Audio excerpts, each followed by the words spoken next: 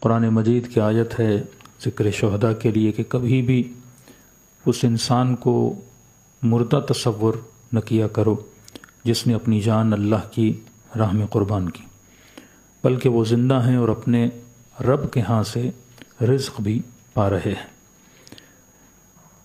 سانسوں کا رک جانا انسان کی اختتام کا نام نہیں ہوتا۔ اہل بیت کی نگاہ میں موت تب انسان کو آتی ہے جب انسان کی فکر کو موت آ جائے۔ 1400 سال گزر گئے، اب عبداللہ الحسین کی فکر آج تک زندہ ہے۔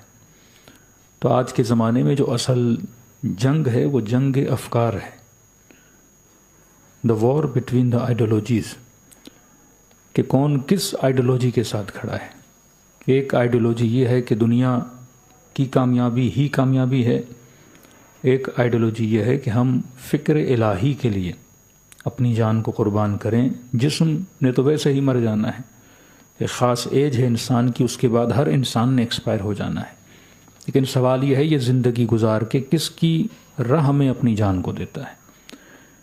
تبھی خدا نے شہداء کے خون اور شہداء کی قربانی کو ایک مردے کی نگاہ سے نہیں دیکھا، بلکہ فرمایا کہ شہید کا خون معاشرے کو حیات دیتا ہے، زندگی دیتا ہے۔ تبھی امام حسین کا لقب ہے یا سار اللہ۔ سار کا مطلب عربی میں دم بھی خون کو کہتے ہیں، سار بھی خون کو کہتے ہیں۔ یا سار اللہ یعنی اے خون خدا، کہ اللہ کی دین اسلام کی زمین کی اگر آبیاری ہوئی تو خون ابا عبداللہ الحسین سے آبیاری ہوئی۔ اور ہر زمانے میں وہ مسلمان کامیاب ہوا جس نے اپنی آئیڈیالوجی کو بچا کے رکھا۔ بغیر آئیڈیالوجی کے آپ کو لاکھوں مسلمان ملیں گے۔ دیکھیے کتنی چھوٹی سی آئیڈیالوجی ہے، کلمات چھوٹے ہیں لیکن فکر کتنی عمیق اور ڈیپ ہے، کہ امیر المؤمنین بستر شہادت پر ہیں، وصیت کر رہے ہیں کہ حسن کونوا للظالم خصما وللمظلوم حونا۔ ایک باپ جب دنیا سے جاتا ہے تو اپنی زندگی کا نچوڑ اپنے بچوں کو بچا کر جاتا ہے، اور مولا علی کی وصیت صرف امام حسن کے لیے نہیں، ہر شیعہ کے لیے۔ فرمایا ظالم کے لیے دل میں کیا رکھنا؟ خصم رکھنا، نفرت رکھنا۔ سخت ترین احادیث و روایات ہیں، فرمایا اگر رتی برابر بھی کسی کے دل میں ظالم کے لیے نرم گوشہ بھی ہے، فرمایا اسے قیامت میں ہماری شفاعت نصیب نہیں ہوگی، چاہے کتنی بھی نمازیں پڑھے، کتنی بھی عبادتیں کریں۔ فرمایا حسن کونوا للظالم خصما وللمظلوم عونا، ہمیشہ مظلوم کے لیے حمایت کرنا۔ اب یہ جتنے وہ شہید حسن نصر اللہ ہوں یا آج رہبر معظم کی شہادت ہو، کہ کس کی حمایت میں شہادتیں ہو رہی ہیں؟ فلسطین کے مظلوم مسلمان، ساری جنگ کی ابتدا تو فلسطین سے ہوئی نا۔ آج اگر شیعہ اسرائیل کے ساتھ ہاتھ ملا دے تو آپ کو وہ کچھ مل سکتا ہے جو عرب حکومتوں کو شاید نہ ملے۔ یہی ایران تھا، شہنشاہ ایران کے زمانے میں پورے خطے کو اگر کوئی دیکھتا تھا وہ ایران دیکھتا تھا، جس طرح آج کسی عرب ملک کو انہوں نے سونپا ہوا ہے۔ یعنی سینٹرلائز اگر ساری حکومتوں کا تھا وہ ایران تھا۔ اگر آپ ظلم اور ظالم کے ساتھ ہاتھ ملا دیں تو دشمن آپ کو سب کچھ دینے کے لیے کیا ہے؟ تیار ہے۔ لیکن ساری جنگیں کس بنیاد پہ ہو رہی ہیں؟ آئیڈیالوجی کی بنیاد پہ ہو رہی ہیں، کہ ذلت کی زندگی سے عزت کی موت بہتر ہے، جس کے بجائے کہ آپ 60 سال ذلت کی زندگی گزارو، 80 سال ذلت کی زندگی گزارو۔ کہ اسی گلف کی کنٹری میں جب یو ایس کے پریزیڈنٹ آتے ہیں تو آپ نے دیکھا تھا کہ مسلمان بچیاں 15 سال سے 18 سال بھی ان کی ایج نہیں تھی، اپنے بال کھول کے اور بالوں کو ہلا ہلا کے وہ کسی ملک کے پریزیڈنٹ کا استقبال کر رہی تھی۔ کس کی بچیاں ہیں؟ مسلمان بچیاں ہیں۔ کون سا اسلام جس میں اللہ نے حجاب کو کیا کیا؟ واجب کیا۔ اب سوال ہے کہ پھر سروں سے چادر اتار کے بالوں کو ہلا ہلا کے ان کو ویلکم کیوں کیا جا رہا ہے؟ کیونکہ آپ ان کو بتا رہے ہیں کہ بھائی میں آپ کی آئیڈیالوجی پہ چلنے والا ہوں۔ حجاب از اسلامک آئیڈیالوجی، میں اس آئیڈیالوجی سے دستبردار ہوں گا تب جا کے میں زائنس لوبی کا پارٹنر بن سکتا ہوں، اس کے علاوہ میں نہیں بن سکتا۔ آپ یہ بولو کہ میں حجاب بھی بچاؤں گا، میں غیرت اسلامی بھی بچاؤں گا، میں ساری چیزیں بھی رکھوں گا، دین میں آپ کے ساتھ ہینڈ شیک کروں گا، یہ ہو نہیں سکتا۔ جب تک آپ اس کی آئیڈیالوجی پہ نہ چلو، کل میں نے دجالی نظام پہ پڑھا، جب تک آپ اس کی آئیڈیالوجی کے پیروکار نہیں ہوگے، اس کے بعد جو آپ کو کرنا ہے آپ کرو۔ مسلمان ملکوں کے وزراء جب ان کی ٹیبل پہ بیٹھتے ہیں تو ان کو جب شراب سرو کی جاتی ہے تو وہ شراب کے گلاسز کو ان کے گلاس سے ملانا پڑتا ہے۔ اگر آپ یہ کام نہیں کرو گے اٹ مینز میں آپ کی آئیڈیالوجی کو نہیں مانتا۔ یہ جنگ آئیڈیالوجی ہے، اور جس نے بھی اس آئیڈیالوجی کا انکار کیا کہ 40 سے زیادہ ممالک ہیں لیکن ایک ملک بیعت کرنے کو تیار نہیں ہے، پیسہ سب کے پاس ہے، پیٹرول سب کے پاس ہے، طاقت سب کے پاس ہے، کہ پچھلے زمانوں کے فرعون کہتے تھے ہمیں سجدہ کرو، تو آج کا فرعون کہتا ہے آپ کیسے سجدہ کرو، مجھے سجدہ کرو۔ یذبحون ابناءہم ویستحیون نساءہم، قرآن کہتا ہے کہ ان کے بچوں کے گلوں کو کاٹتے تھے، ان کی عورتوں کے ساتھ ظلم کرتے تھے، اور صرف یہ کہتا تھا کہ کس کی بیعت کرو، میری بیعت کرو۔ کہ رہبر معظم کی تقریر میں تھا کہ آج کے زمانے میں جو غلامی ہے وہ پچھلے زمانے والی غلامی نہیں، اب ایک ماڈرن سلیوری ہے۔ پہلے آپ کو غلام بنانے کے لیے آپ کے ہاتھوں میں زنجیر باندھی جاتی تھی، پہلے غلام بنانے کے لیے گردن میں رسی باندھ کے آپ سے کام لیا جاتا تھا، لیکن آج رسیاں باندھنے کا زمانہ نہیں، آج ہاتھوں میں زنجیریں باندھنے کا زمانہ نہیں، یہ ماڈرن سلیوری ہے۔ ماڈرن سلیوری آپ کے برین کی سلیوری ہے، آپ کے دماغوں کو غلام بنایا جاتا ہے، پروپیگنڈے کے ذریعے سے برین واش کیا جاتا ہے، اور اس قدر نظام ظلم میں کشش اور گریوٹی پیدا کی جاتی ہے کہ آپ کا بچہ پیسے دے کر بھی اس کی غلامی کرنا چاہے گا۔ آج پوری دنیا کی کریم جسے بولتے ہیں، وہ کریم آف ڈاکٹرز ہو، انجینئرز ہو، وہ آئی ٹی اسپیشلسٹ ہوں، آج کہاں جا رہے ہیں، کس نظام کی خدمت میں جا رہے ہیں؟ آج ایک باپ سال کا 20-20 ہزار پاؤنڈ خرچ کر کے اپنے بچوں کو بھیجتا ہے وہاں، پیسہ آپ کا، بچہ آپ کا، انرجی آپ کے بچے کی، وہ سرو کس کو کر رہا ہے؟ انہی کی سوسائٹیز کو سرو کرتا ہے، انہی کے نظام کو سرو کرتا ہے۔ یہ ملٹی نیشنلٹیز کے لوگ ہیں جو انہی کے نظام کو سرو کر رہے ہیں، کیونکہ میری کوئی آئیڈیالوجی نہیں ہے، بس میرا یہ ہے کہ میں نے بچے کو پڑھانا ہے۔ بھئی پڑھا کے تم نے کس کی خدمت میں اس کو لگانا ہے؟ ایک سال کے 20-20 ہزار ڈالر تم بچے پہ خرچ کر کے تم کس کا خادم بنا رہے ہو؟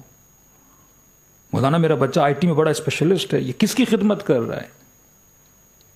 تو آج آئیڈیالوجیز کی جنگ تھی، آج یہ ماڈرن سلیوری۔ اب ایک آئیڈیالوجی جو اہل بیت نے زندہ رکھی جس کو ہم نظام ولایت کہتے ہیں، ہمارے نظام خلافت نہیں ہے، نظام ولایت ہے۔ 7ویں امام کا زمانہ، اگر امام کسی کو اجازت بھی دے رہے ہیں کہ کوئی ہارون کے دربار میں جا کے ہارون کو سرو کر رہا ہے، تو مولا فرماتے ہیں کنڈیشن کے تحت تم سرو کر سکتے۔ خط لکھا امام کو، فرمایا مولا میں آپ کی محفل میں بیٹھنے والا ہوں، میں آپ کے ساتھ نماز پڑھتا ہوں، میں آپ کے ساتھ دعا پڑھتا ہوں، میں آپ کے ساتھ اللہ کو راز و نیاز کرتا ہوں، مولا قد ذاق صدری، مجھے ہارون کے ساتھ بیٹھنا پڑتا ہے۔ کبھی روم کے بادشاہ آتے ہیں، یہاں پہ شراب سرو ہوتی ہے، یہاں پہ اوریانی اور فحاشی ہوتی ہے، مولا میں یہاں نہیں بیٹھ سکتا، میرا دم گھٹتا ہے ہارون کے ساتھ بیٹھنے میں۔ امام نے جواب دیا کہ خبردار، ہمارا حکم ہے کہ وہیں بیٹھو گے۔ کیوں بیٹھوں گے؟ امام نے فرمایا ایک شرط پہ اس دربار میں کام کرنے کی اجازت ہے کہ اگر تم ہمارے شیعیان اہل بیت کے مسائل کو کیا کرو، حل کرو، موالیان امیر المؤمنین کے مسائل کو کیا کرو، حل کرو، تمہاری زندگی کا مقصد یہ ہے۔ فرما تم یہ کام کرو، ہم 3 دعائیں تمہارے لیے کرتے ہیں۔ ایک تو تمہاری نسل میں کبھی غربت نہیں آئے گی، تمہارے بچے غربت سے نہیں مریں گے۔ دوسرا، تمہارے سر پہ کبھی زندان کی چھت نہیں آئے گی، تم جیل میں نہیں جاؤ گے۔ تیسرا، دشمن کا تلوار اور نیزہ کوئی بھی چیز تمہارے بدن کو نقصان نہیں دے سکتا۔ اور تینوں وعدے پورے ہوئے۔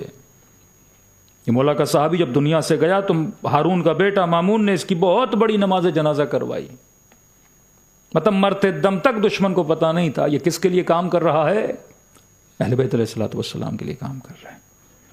دیکھیے 2 طرح کے دشمن، ایک ایکسٹرنل دشمن ہے، ایک انٹرنل دشمن ہے۔ امیر المؤمنین باہر کے دشمن کے لیے بڑی کامیاب رہے، وہ جنگ خیبر ہو، وہ جنگ خندق ہو، فتوحات ہی فتوحات ملی جب دشمن باہر کا تھا۔ لیکن دوسرا دشمن اندر کا دشمن ہے، یہ باہر کے دشمن سے سب سے زیادہ خطرناک ہے، جس کو سلسلہ نفاق بولتے ہیں۔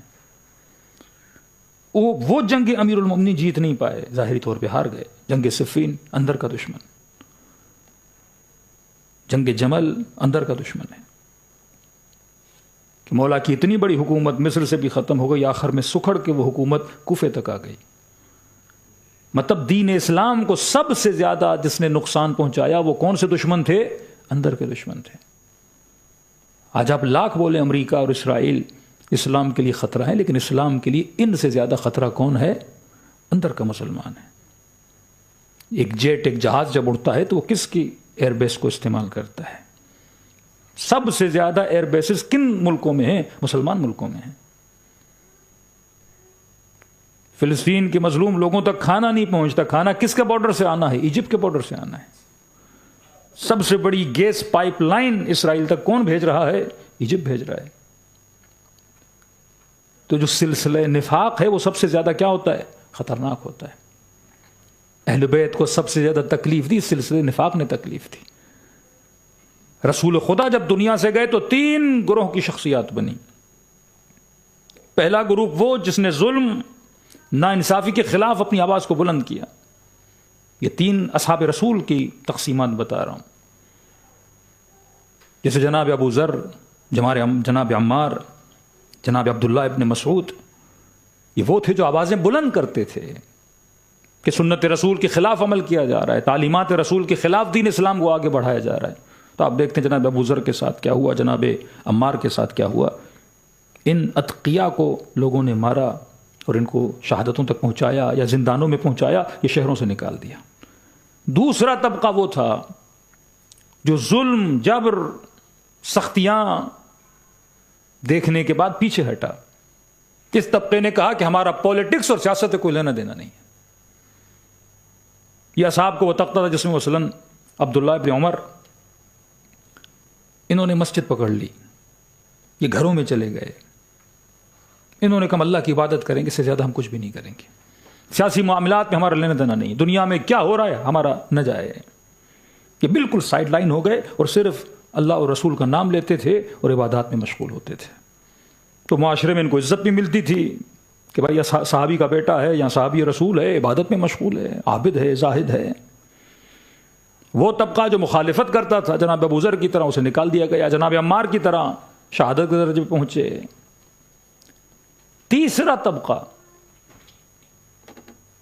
جو حکومت کی اساس کے اندر، حکومت اور گورننس کے اندر کچھ حصہ چاہتا تھا، اور اس نے زر و دولت کی وجہ سے حدیثوں کو بیچنا شروع کر دیا۔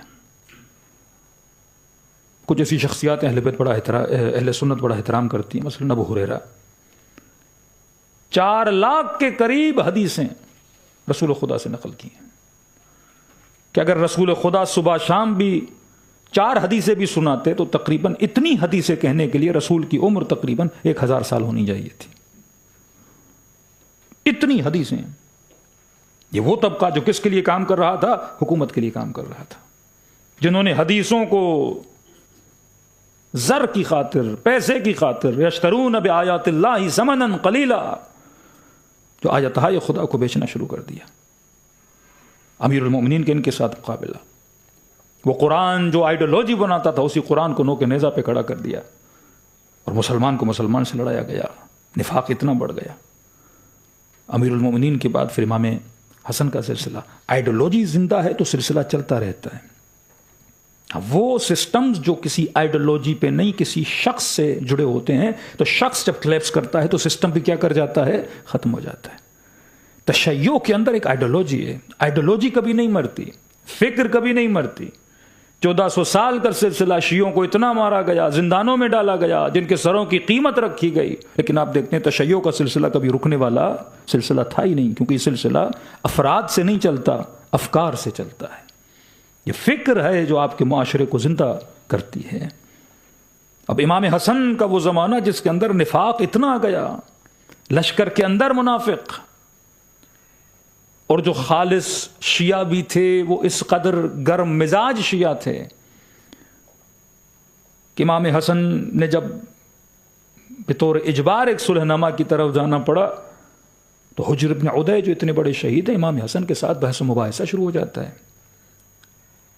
یہاں تک کہ بات بے احترامی تک آ جاتی ہے۔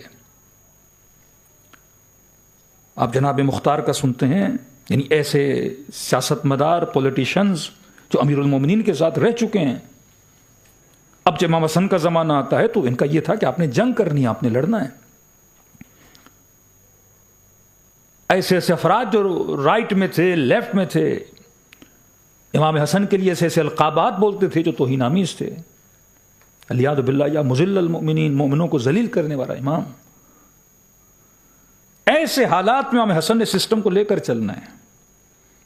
حجر ابن عدی جیسے افراد جو شہید ہوئے امیر المومنین کی محبت میں، امام حسن کے مقابلے میں گویا کھڑے ہو جاتے ہیں کہ آپ یہ غلط کر رہے ہیں۔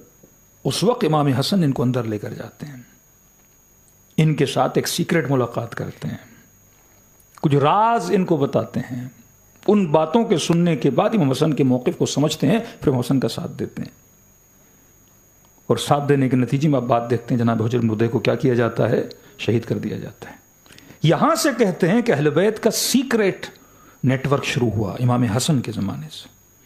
پہلے جنگ علنی جنگ تھی، اب مولانا نے فرمایا نفاق اتنا بڑھ چکا ہے، ہم علنی نہیں لڑ سکتے، ایک خفیہ نیٹ ورک، کہ مطلب اگر حکومت امیر شام کے ہاتھ میں جاتے بھی ہے لیکن ہمارا نیٹ ورک رکنے والا نہیں ہے، انٹرنل ہم اپنے کام کو کیا رکھیں گے، جاری رکھیں گے۔ پھر امام حسین کا زمانہ، سلسلہ چلتا ہے، سلسلہ رکتا نہیں ہے۔ امام حسین کے زمانے میں جب اہل کوفہ مولا کو خط لکھتے ہیں تو ایک کوشچن ہے کہ اگر کسی انسان نے کسی حکومت کو گرانا ہے تو وہ اعلان کر کے تو نہیں گراتا نا،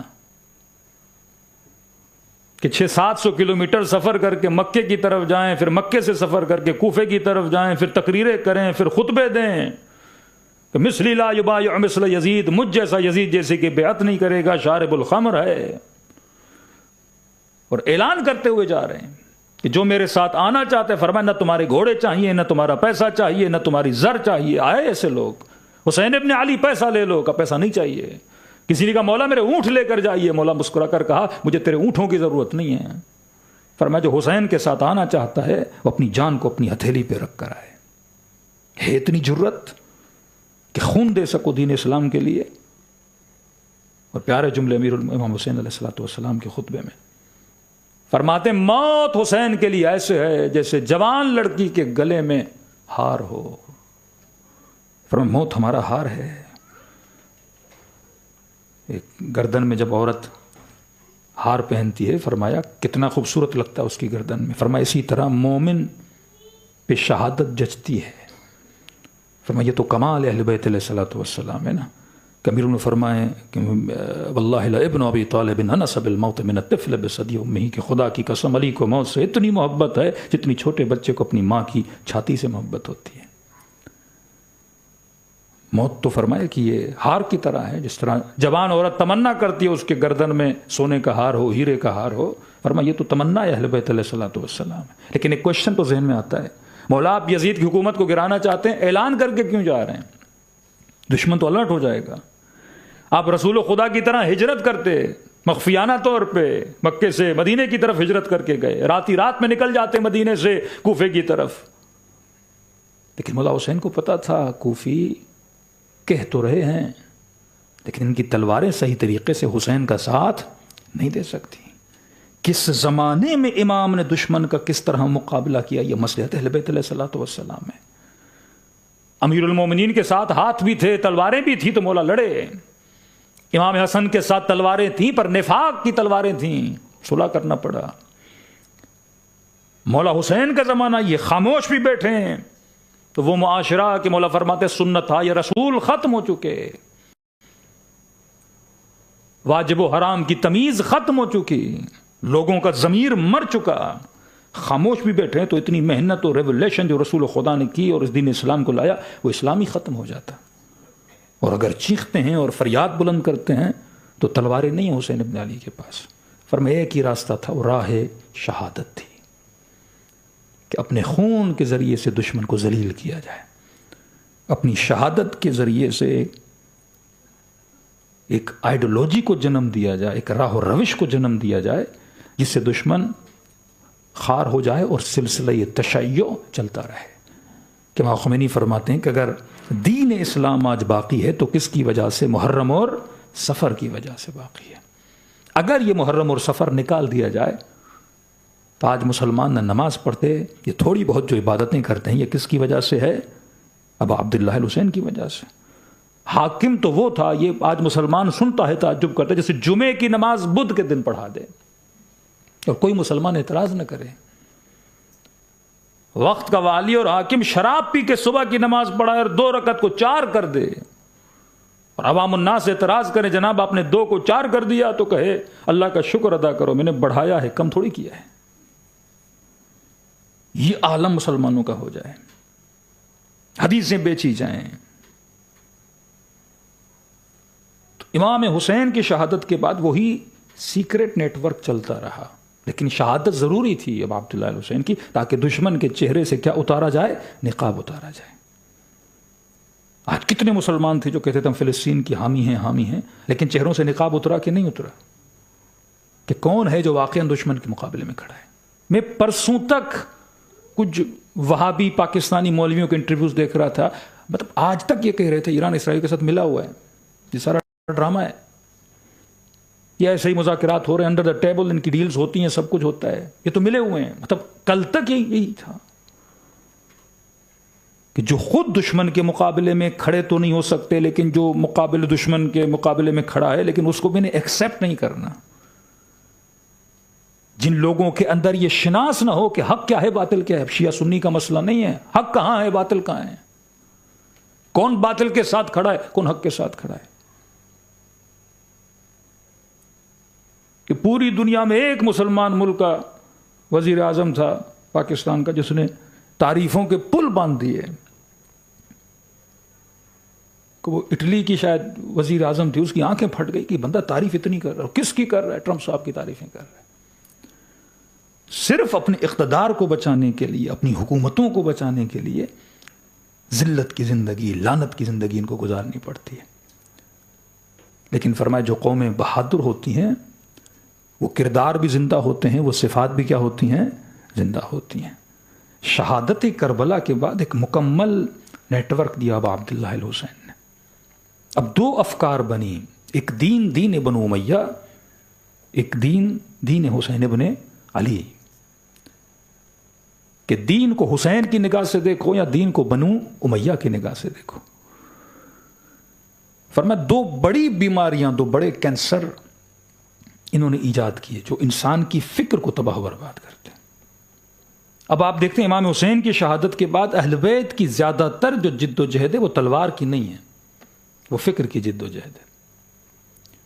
کوشش کی گئی، یعنی امام زین العابدین سے لے کے آپ کے 11واں امام تک اہل بیت نے شیعوں کی کس چیز کو مضبوط کیا؟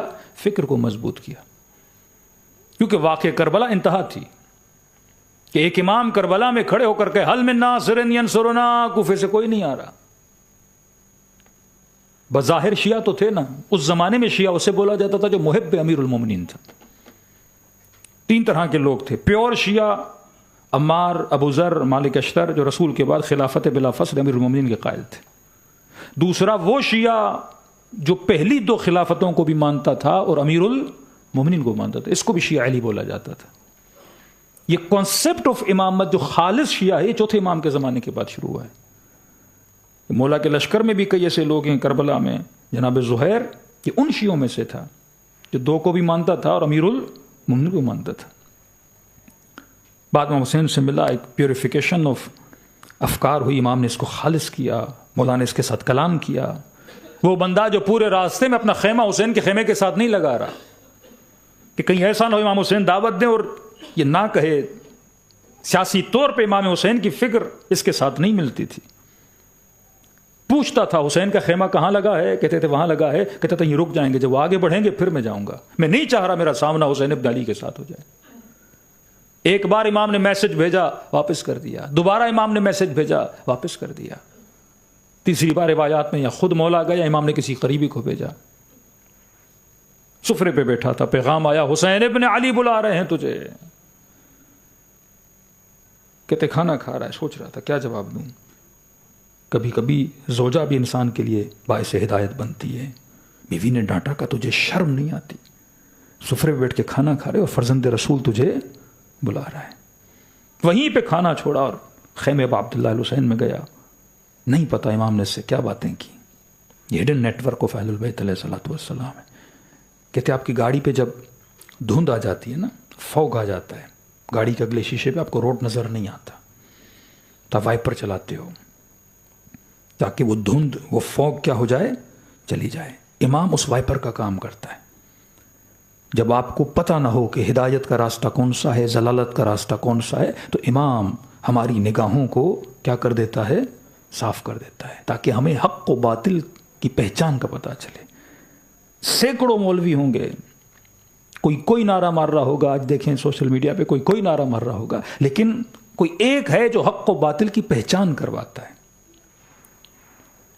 فرمایا میرے صحابی بہت ہیں، رسول نے فرمایا، لیکن فرمایا علی مع الحق والحق مع علی۔ یہ نہ دیکھنا یہ سارے صحابی کہاں جا رہے ہیں، بس تو نے یہ دیکھنا ہے کہ امیر المومنین علی بن ابی طالب کہاں جا رہے ہیں۔ تم نے کسی ایک کو فالو کرنا ہے۔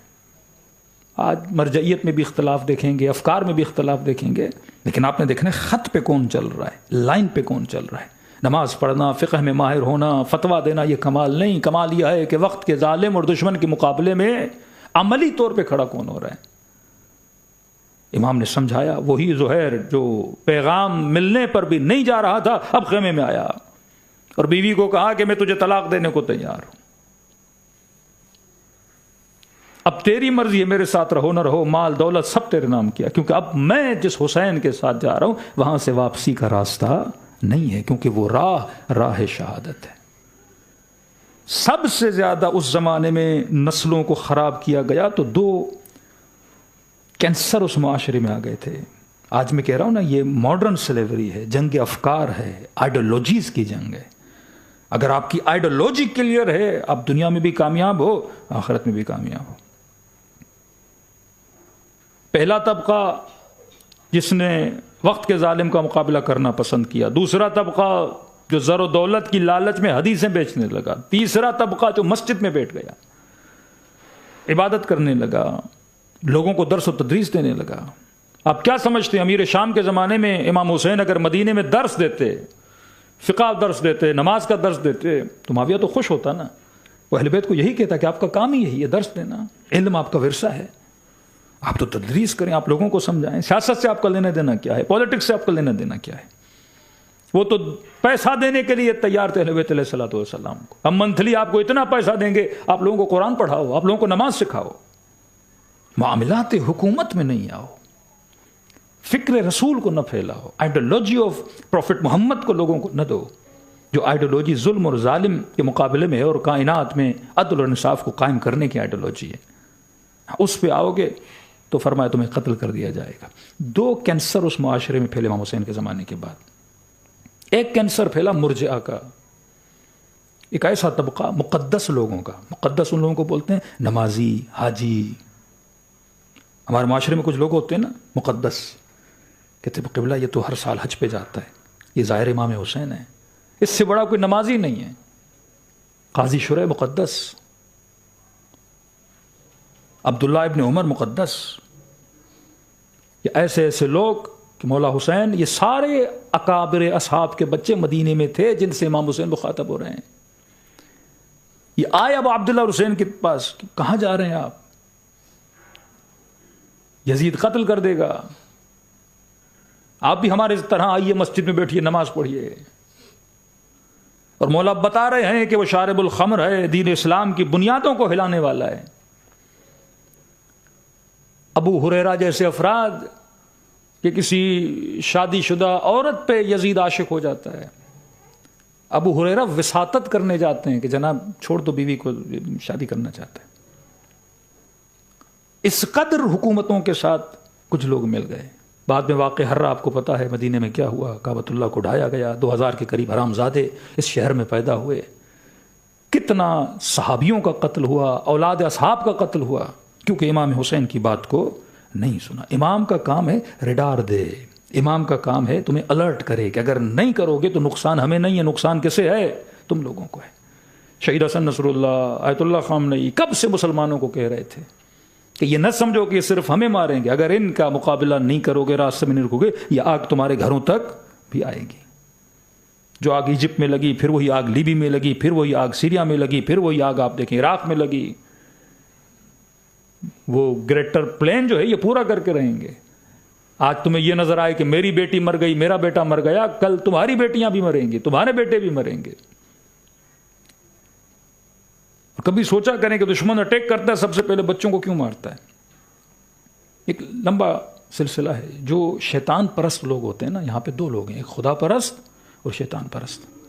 اللہ آپ سے یہ چاہے گا اسپریچولیٹی کے لیے کہ آپ بچے کو نہ مارو، آپ کسی خاتون پہ ظلم نہ کرو، یہ جو قوانین الہی ہیں، کیونکہ اس سے آپ کی اسپریچولیٹی بڑھتی ہے۔ شیطان جب چاہتا ہے آپ اس کی خدمت کرو تو آپ سے پہلے یہ کہے گا کہ آپ بچے کا قتل کرو، خون بہاؤ، تو شیطانی طاقتوں کی مدد آپ کو زیادہ سے زیادہ ملتی ہے۔ یہ الومناٹیز اور مختلف چیزیں پڑھتے ہیں، یہ سارے ایسے کام کرتے ہیں جس سے شیطانی طاقتیں ان کی طرف زیادہ راغب ہو جائیں۔ اب یہاں مسلمان کی فکر کو تباہ و برباد کیا گیا۔ مرجئہ جیسے آپ خوف و رجا کہتے ہیں نا، مطلب اللہ کی امید۔ کہتے تھے بھائی مثلا یزید نے ظلم کیا تو دیکھو انسان کتنا بھی بڑا گناہ کرے، خدا ارحم الراحمین ہے کہ نہیں ہے؟ ہاں، اللہ ارحم الراحمین ہے۔ خدا بخشنے والا ہے کہ نہیں ہے؟ خدا بخشنے والا ہے۔ کا کوئی ظالم کتنا بھی ہو، بچوں کو قتل کر دے، کاٹ دے، مار دے، ہمیں خدا کی رحمت سے مایوس نہیں ہونا۔ ایک فکر پورے معاشرے میں پھیلا دی۔ اب کہا کہ مثلا یزید نے ظلم کیا، شمر نے ظلم کیا، حرملہ نے ظلم کیا، مثلا بنو عباس نے ظلم کیا، اس سے آگے والوں نے، پچھلے والوں نے، آنے والوں نے، جو بھی ظلم کرے کہ قیامت میں خدا معاف کر سکتا ہے کہ نہیں، کہ اللہ علی کل شیء قدیر، خدا معاف کر سکتا ہے۔ تو کہا بھائی ہم اس پہ لعنت کیوں بھیجیں؟ ہم اس ظالم سے نفرت کیوں کریں؟ ہو سکتا ہے خدا اسے کیا کر دے، معاف کر دے، اور ہم سے آگے یہ جنت میں کھڑا ہو۔ کہ آج دیکھتے ہیں نا اہل سنت کا ایک بہت بڑا طبقہ کہتا ہے لعنت وانت، دشمن سے نفرت نہیں کرو۔ تبھی آپ سخت ترین لعنتیں زیارت عاشورہ میں دیکھتے ہیں۔ یہ اس عقیدے کی مخالفت تھی۔ اول ظالم، پہلا ظالم، دوسرا ظالم، تیسرا ظالم۔ عمر بن سعد بنو امیہ پہ اے خدا لعنت فرما، تاکہ تمہارے اندر یہ عقیدہ پیدا نہ ہو کہ ظالم ہے کل خدا معاف کر دے گا، میں اسے لعنت نہ بھیجوں۔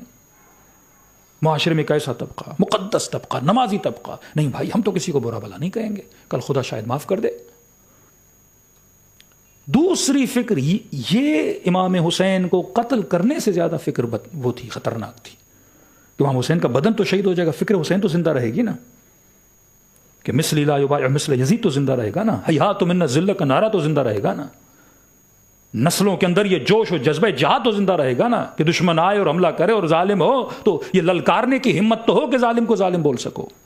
لیکن یہ فکر اگر آگی جناب کل تو معاف کر دیا جائے گا، آج میں کیوں بولوں؟ تو لہٰذا سارے معاملات کو کس کے حوالے کر دو؟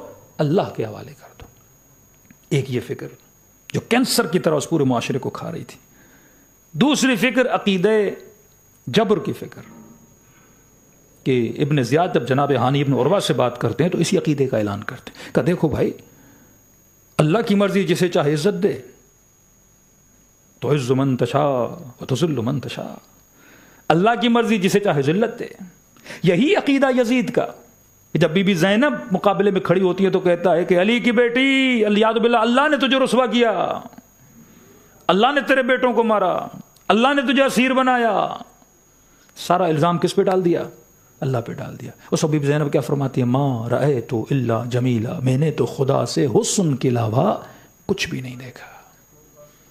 جبر کا عقیدہ کہ بھئی آج میں امیر ہوں تو اللہ کی وجہ سے، وہ غریب ہے تو اللہ کی وجہ سے، یہ زانی ہے اللہ کی وجہ سے، یہ شرابی ہے اللہ کی وجہ سے، کیونکہ اللہ جو چاہتا ہے پہلے سے لکھ لیتا ہے اور بندہ کیا کرتا ہے وہی کرتا ہے۔ اللہ نے لکھا تھا کہ یزید حسین کو قتل کرے، اللہ نے لکھا تھا کہ علی اصغر کیا ہو جائیں، شہید ہو جائیں، اللہ نے لکھا تھا کہ نبی کی نواسیاں کیا ہو جائیں، زندانوں میں چلی جائیں۔ تو سارا کام کون کر رہا ہے؟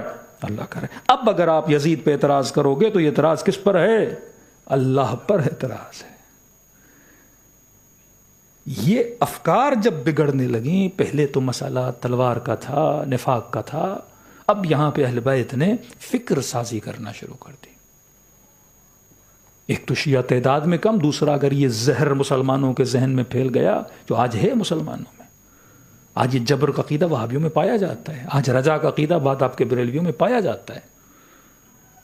یہاں پہ آپ کے چوتھے امام نے، پانچویں امام نے، چھٹے امام نے سیکریٹ طریقے سے لوگوں کو سدھارنا شروع کر دیا، فکر کو صحیح کرنا شروع کر دیا کہ امام کے پاس شخص آتے، مولا کیا ہم اختیار کامل رکھتے ہیں یا مجبور کامل؟ امام فرمایا الامر بین الامرین، نہ مکمل مختار ہو نہ مکمل مجبور ہو۔ اللہ نے تجھے ارادہ دیا ہے تو اپنے اختیار سے ظلم کو چنتا ہے یا رحمت الہی کو چنتا ہے؟ یہ اللہ نے کیسے اختیار دیا ہے؟ تجھے اختیار دیا ہے۔ کس طرح معصومین نے اپنے شیعوں کی مدد کرنا شروع کی کہ چوتھے امام کے زمانے تک کسی کو یہ تک نہیں پتا کہ رسول مطلب تھا اہل بیت کا چاہنے والا، وضو ان کا کرتا تھا، نماز ان کے طریقے سے پڑھتا تھا۔ یہ پانچویں امام نے، چھٹے امام نے 20,000 شیعہ، 30,000 شیعہ، 60,000 شیعہ، 2 لاکھ شیعہ، پھر شاگرد بنائے، پھر کسی شاگرد کو شہر رے بھیجا، کسی کو حواز بھیجا، پھر یہ وہاں جا کے تبلیغ کرتے تھے۔ عبدالعزیز حسنی کب گئے ہیں شہر رے میں؟ غالباً امام ہادی کا زمانہ۔ جناب معصومہ قم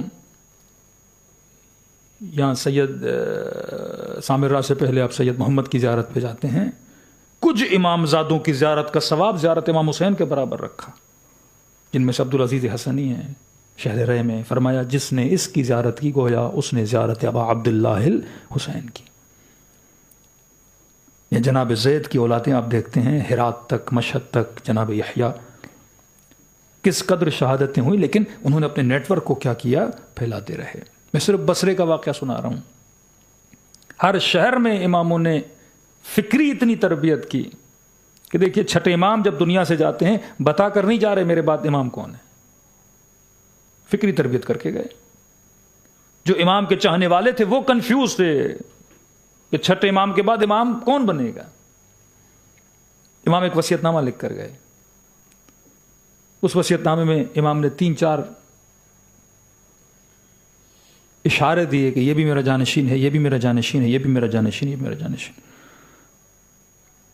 پہلا اشارہ دیا میری زوجہ میری جانشین ہے،